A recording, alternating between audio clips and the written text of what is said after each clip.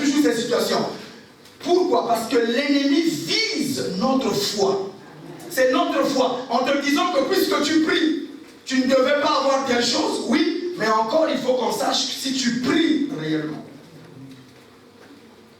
Jérémie chapitre 8, verset 19 à 20. Merci pour le texte qu'on nous met au tableau. Y a-t-il plus de médecins en France? Voyez ce que les gens disent. Ceux qui sont au Congo disent, si j'étais en France, on m'aurait opéré. Ceux qui sont en France disent, si j'étais en Autriche, on m'aurait fait l'implantation, on m'aurait fait ceci, on m'aurait mis peut-être telle chose et que j'aurais eu des enfants. Ceux qui sont aux États-Unis disent, si j'étais à tel pays, on m'aurait donné. Ceux qui sont à l'Iran, ceux qui sont au Gabon, ils disent, si j'étais aux États-Unis, on m'aurait donné des vitamines, je ne serais pas mort si vite, malgré ma maladie. Dieu dit, il pose la question, est-ce qu'il n'y a-t-il pas des morts aux États-Unis? Je pose la question, est-ce qu'aux États-Unis, les gens ne meurent pas? Est-ce qu'en Autriche, les gens ne meurent pas? Est-ce qu'en France, les gens ne meurent pas? Alors pourquoi tu penses que si tu étais en France, tu serais guéri? Pour ceux qui sont dans les pays étrangers, ils disent, si cette maladie-là, si j'étais en France, j'allais être guéri. Lorsque vous faites ça, vous ignorez Dieu. C'est-à-dire, vous dites à Dieu, tu es incapable de me guérir. C'est ça que Dieu fait comme remarque à son peuple. Il dit, est-ce qu'il n'y a pas de Dieu ici? Mon peuple croit. Nous relisons le texte, s'il vous plaît. Allons-y. Quelqu'un d'autre va relire dans une autre version. Jérémie 8, verset 19 à 20. Voici les cris de la fille de mon peuple. Oui. Retentissement sur la terre lointaine. L'Éternel n'est-il plus à Sion? L'Éternel n'est-il plus à Sion? Y a-t-il plus Dieu? Est-ce que Dieu n'est plus dans son église? Oui. N'a-t-elle plus son roi au milieu d'elle? N'a-t-elle plus son roi au milieu d'elle? Dieu ne chie-t-il plus? Oui. Pourquoi m'ont-ils irrité par leur image? Voilà, nous irritons Dieu quand nous disons si j'étais ici. C'est Dieu qui sauve. Amen. C'est pour ça que Dieu fait cette remarque. Il dit, vous dites que si j'étais aux États-Unis, je n'allais pas mourir. Vous croyez que si vous étiez en France, vous n'allez pas mourir. Quand Dieu dit, si l'Éternel me protège, celui qui protège, protège, enfin. Opération, tu vas y rester. C'est pour cela que nous demandons aux gens, avant de courir vers le médecin, priez. Dites au Seigneur, toute personne qui va toucher mon corps, que ce soit toi qui touches. Amen. Alléluia. Amen. Je ne nie pas les médecins, je ne nie pas leur valeur. Mais je suis passé, Dieu m'a montré par A plus B que tu dois placer ta confiance en moi. Et moi, je veux utiliser qui je veux. Il y a des meilleurs médecins, bien aimés, il y a des médecins intelligents. Mais il faut que tu tombes entre ses mains. Et c'est Dieu qui peut programmer cette personne-là, qu'elle soit là ce jour-là. C'est là que le Seigneur dit, l'ange de l'Éternel campe autour de ceux qui le... Oui, pas autour de tout le monde, Paul, pas autour de tout le monde. Vous pouvez vous dire que vous aussi vous priez. Non, Dieu ne dit pas à ceux qui prient, ceux qui le craignent, Diane, craindre Dieu. C'est-à-dire savoir que Dieu, mon mari n'est pas là, ma femme n'est pas là, mais toi tu me vois. Et je n'ai pas à faire ce qu'il m'a interdit. La crainte de Dieu, c'est ça qui est le commencement de la haute sagesse. Or, il y a de ceux qui craignent que leur pasteur. Il y a de ceux qui craignent que leurs églises. Ils ne craignent pas Dieu. Quand il est chez elle, elle s'énivre, elle fait tout ce qu'elle veut, croyant que Dieu est à l'église. Quand elle est chez elle, elle insulte, elle fait des choses, elle envoie des messages sur Facebook, racontant des histoires, croyant que Dieu est ailleurs. Dieu est en toi. Amen. Et quand tu le fais, il te voit. Et ce qu'un homme aura semé, il le moissonnera. Tu ne vas plus vivre ces choses-là. L'église a été créée suite à la réponse. L'église n'est pas là pour créer des problèmes, ni dans les foyers des gens, ni dans les vies des gens. L'église est là pour donner des solutions. Si l'église crée des problèmes dans ton foyer, c'est que ce n'est pas l'église, ou c'est toi qui es allé prendre tes problèmes et les exposer à l'église. L'église est née à la suite d'une réponse. Jésus a posé la question, qui les gens disent que je suis? Tout le monde a dit, tu es Pierre, tu es Jean, tu es ceci, tu es Jérémie, tu es le prophète. Jésus a dit, et vous, qui dites-vous que je suis? Pierre a répondu, tu es le Christ, le Fils de Dieu. Alors Jésus lui a dit, tu es Pierre, Et sur cette pierre, je bâtirai. L'église n'est pas née suite à une question. L'église est née suite à une réponse. Donc l'église est là pour donner des solutions et non créer des problèmes. Amen. Ah oui. L'église est là pour donner des solutions.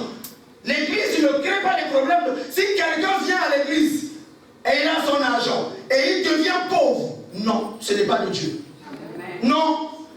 Personne n'a donné dans cette église et n'est devenu pauvre.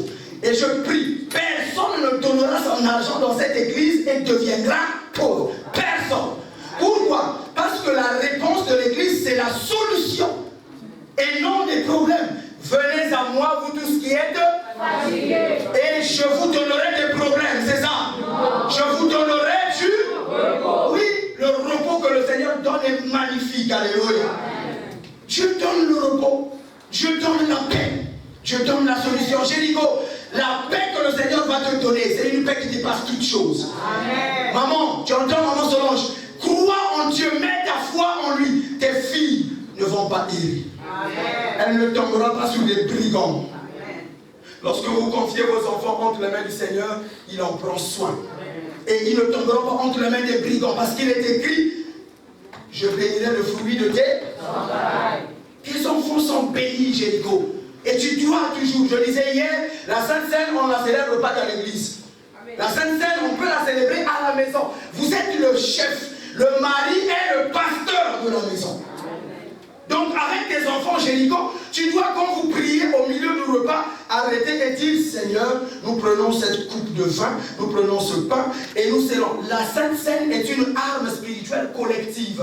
Le Seigneur a dit, si vous ne mangez pas mon corps et vous ne buvez pas mon sang, vous n'aurez pas la vie. Vous n'aurez pas la vie. C'est pour ça que vous ne vivez que échec sur échec. Parce que la vie est en Jésus, la vie est dans sa parole. Mangez sa parole, vivez sa parole, lisez la parole, méditez la parole. Alléluia. Amen. Parole de Dieu soigne. Alléluia. Amen. Non, je dis la parole de Dieu soigne. Matthieu 4, 23. La parole de Dieu soigne. La parole, elle soigne. Jean chapitre 1, verset 1 à 3 jusqu'au verset 14. Matthieu 4, 23. La parole de Dieu est médicinale. Quelqu'un peut lire le texte, nous on le met au tableau.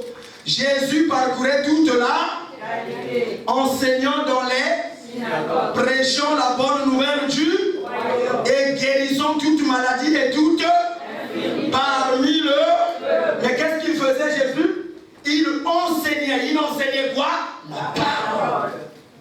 Lorsque la parole est enseignée, elle nous guérit. Alléluia. La parole, on nous dit, Jésus, c'est écrit, si vous n'avez pas retrouvé dans votre Bible, lisez au tableau. Jésus parcourait toute la Galilée, enseignant. Dites ensemble avec moi, il enseignait. Il enseignait. C'est pour ça que pendant une semaine, nous sommes restés ici en jeûne et en prière. Une semaine. Nous avons fini hier par la grâce de Dieu.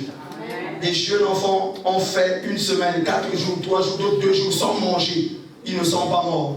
Et toi, on t'a fait croire que c'est vous allez tirer les gens ici. Une semaine sans manger. Ils sont là. Ils ne sont pas morts. Et au contraire, ils ont acquis un plus. Amen. La force du jeûne, c'est que pendant que tu jeûnes, la Bible dit ta lumière brille. Ta guérison va germer. L'Éternel deviendra ton guide. Vous verrez là. Vous verrez là. Entre ceux qui me servent, pas ceux qui me prient. La différence n'est pas au niveau de la prière, du service. Il faut servir Dieu. Servir Dieu avec ses biens, avec son corps et avec son âme et son esprit. La parole de Dieu est médicinale, elle guérit, elle transforme les vies. Jean chapitre 1, verset 1 à 3. Au commencement était la parole. La parole était avec Dieu et la parole était Dieu. Allons-y, nous continuons. Toutes choses ont été faites par elle, et rien de ce qui a été fait sans elle. Verset 14. Donc la parole qui était au commencement, au verset 14, on nous dit, et la parole a été faite, elle a habité parmi nous pleine et nous avons contemplé sa gloire. Une une gloire comme la gloire du Fils unique venu du Père. Amen. La parole de Dieu guérit, bien-aimé. Il envoya sa parole et sa parole les guérissait. Il a envoyé sa parole. Comme la parole de Dieu vous est arrivée, ce que je suis en train de prêcher ce soir, Thierry, c'est la parole de Dieu, c'est Jésus. Lorsque vous recevez cette parole, Jésus opère la guérison en vous. Amen. Amen. Amen. Pendant que vous êtes en train d'écouter cette parole, ouvrez votre esprit. Non seulement qu'elle est médicinale, elle est chirurgicale. Genèse chapitre 1. C'est-à-dire la parole de Dieu peut t'opérer. Genèse chapitre 1, allons-y. Elle est chirurgicale. Lorsqu'elle pénètre en toi, elle écarte ce qui n'est pas de Dieu. Genèse chapitre 2, versets 21 à 22. Et Hébreux chapitre 4, verset 12. Sur l'homme qui s'endormit, et il prit une de ses côtes et referma la chair à sa place. L'Éternel Dieu est la première personne à pratiquer l'opération chirurgicale. Dieu avait endormi qui? L'homme, Adam. C'est ce qu'on fait à l'hôpital. On te met l'anesthésie et on ouvre ton corps et on enlève ce qui ne va pas. C'est ce que Dieu a fait. Il a opéré lui-même. Mais la différence avec Dieu, c'est que quand à l'hôpital on t'opère, il reste une. Mais Dieu ne laisse pas de cicatrice. Amen. Dieu ne laisse pas de cicatrice. Il a ouvert la côte. On nous dit, alors l'Éternel fit tomber un profond sommeil sur l'homme qui s'endormit. Il prit l'une de ses côtes et referma la chair à sa place. La suite, verset 22. L'Éternel Dieu forma une de la côte qu'il avait prise de et il l'emmena vers et l'homme dit, voici celle qui est l'os de mes, la chair, c'est elle qu'on appellera. Donc le nom femme, ce n'est pas le dictionnaire qui l'a donné. C'est Adam qui a donné le nom femme. Mais écoutez la révélation. C'est que Adam dit, voici celle qui est l'os. Maintenant il faut te dire, toi tu n'es pas la femme de Adam. Toi tu n'es pas Ève. Donc il faut te poser la question. Si Adam a déclaré que Ève était l'os, donc ça veut dire que moi, il y a un Adam qui est quelque part, donc je suis l'os. C'est pour cela que je n'accepte jamais qu'une sœur me dise que je vis dans le célibat endurci, parce que je sais qu'il y a un homme pour toi. Est-ce que je parle à quelqu'un? Est-ce que je parle à quelqu'un? Je sais qu'il y a un homme pour toi. Il y a un homme pour toi, quelqu'un de meilleur, parce que Dieu ne fait pas d'erreur. Job dit, et le Seigneur délivrera le coupable qui devra son salut à la pureté de vos mains. Il y a des prières, toi tu peux croire ou ne pas croire. Moi je crois, la chose va se faire. Amen. Je vais vous poser une question. La Bible dit crois et tu verras. Donc si je prie pour toi, tu dois croire. D'accord? D'accord? Est-ce que vous croyez? Salomon, si je prie pour toi, je veux que tu sois un chef, je prie pour toi. Qu'est-ce que je vais te dire? Crois que ça va se. Maintenant je vais vous poser la question. Quand on ressuscite un cadavre, c'est qui croit? Le cadavre ne croit pas. Quand Jésus a ressuscité Lazare, Lazare croyait? C'est ça le verset de Job 22, verset 31. Il délivrera même le coupable qui devra son salut à la pureté de tes mains. C'est pour ça, Salomon, Chico, Léonce, tous les serviteurs de cette église, dans ton livre, gardez vos mains. Parce que quand vous touchez quelqu'un, Benjamin, la pureté de vos mains fera que même si elle mène une mauvaise vie, Dieu va la délivrer. Amen. À cause de la parole de Dieu, dites ensemble avec moi, elle est chirurgicale. Elle opère. Allons-y dans Hébreux chapitre 4, verset 12, s'il vous plaît. Dieu le dit dans Hébreux 4, 12. Je vais m'arrêter là. Nous allons voir juste ces deux points. La parole de Dieu est médicinale, elle guérit et elle est chirurgicale. Elle peut t'opérer. Je suis convaincu que l'opération que tu pleures à chaque fois, Dieu peut la faire sans intervention de la médecine. Hébreux chapitre 4, verset 12. Car, lisons tous ensemble, car la parole de Dieu est vivante et efficace, plus tranchante qu'une épée à. Amen. Plus tranchante qu'une épée quelconque à deux, pénétrante jusqu'à partager l'âme et jointure et elle juge les sentiments et les pensées du cœur. La parole de Dieu est une épée. Dites ensemble avec moi, la parole de Dieu est une épée.